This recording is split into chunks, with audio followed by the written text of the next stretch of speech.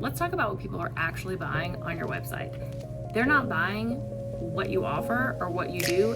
They're buying the confidence in your ability to deliver.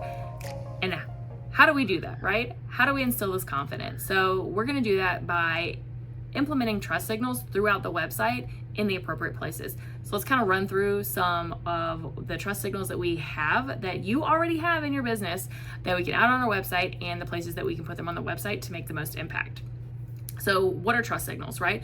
Those are moments throughout the website that are big details, small details, that make your potential buyer, your website visitor, feel safer moving forward when they're making decisions. So whether that's adding something to the cart or filling out an inquiry form or booking a call. So basically anything that is going to help push them over that line to take that next step, but feeling very safe, comfortable, and confident in doing that. So visitors might be landing on your website and thinking, have they done this before? Do they understand the type of business that I have? Do they work with the type of industry that I'm in? Do I picture myself working with them, right? What is this process going to look like? Is it going to be organized?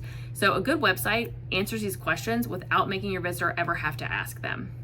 Number 2 is specificity. So we can say broad things like, we deliver great results, right? But a stronger website actually shows those results, right? Instead of broad claims, we want to show the types of work, like portfolio, the industries that we've served, the problems, the processes.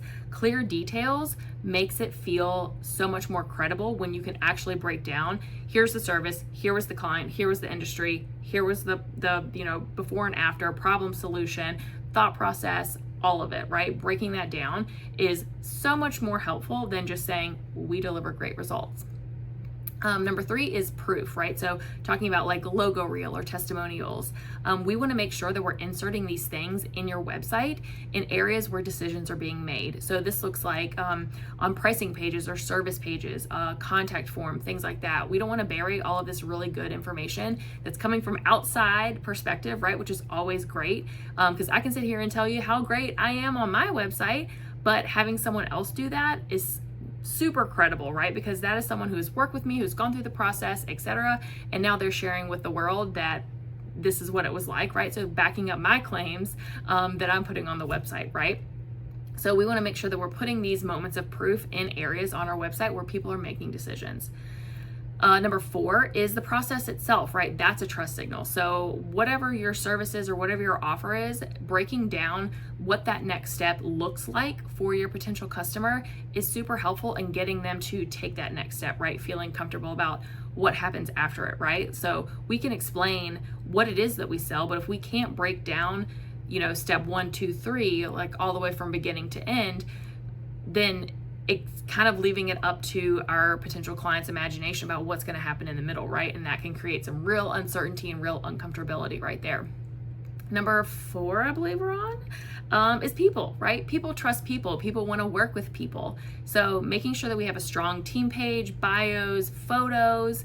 We want to have that human-to-human connection. We want to put a name, a face to the name, a voice to the copy on the website. We want someone to feel like, oh, once I hit submit on this contact form, this is the person that I'm going to be interacting with. So that really makes someone feel a lot more comfortable, and it also gives a lot more credibility too, right? Because you could go to a website where there's no human element to it and you're like, is this actually a business?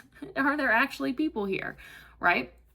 And then also friction. Let's talk about that, like removing any areas of friction to get people from potential customer to filling out a form to warm lead to potential client, right? So these can be things that are kind of breaking down trust throughout your website, and that can look like user experience issues, right? Like broken links, slow page loading times, unclear navigation, unclear call to actions or next steps, right? We don't want our visitors wondering like, what the client experience is going to be like if we're not telling them, and if we're not showing them through a really thoughtful guided journey on our website that they feel comfortable being like, okay, let's get into business together. And last but not least, strong visuals, right?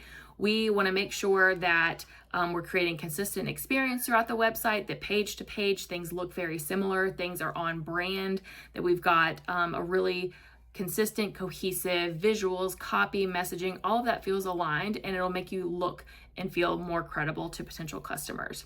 So like I said at the top of the video, every single business has these trust signals, right? Like you have the work that you can show, you have the testimonials, you have the experience, expertise, the team, the people, everything, right? It's just about putting these things in the appropriate places in the website and making sure that everything is clear, concise, and makes your visitors feel super comfortable and cozy taking that next step and reaching out to you and potentially booking a project with you or buying a service that you have. So just ask yourself, before you're looking to drive more traffic to your website, give yourself a little check and be like, does my website give people enough confidence to act once they arrive on my website?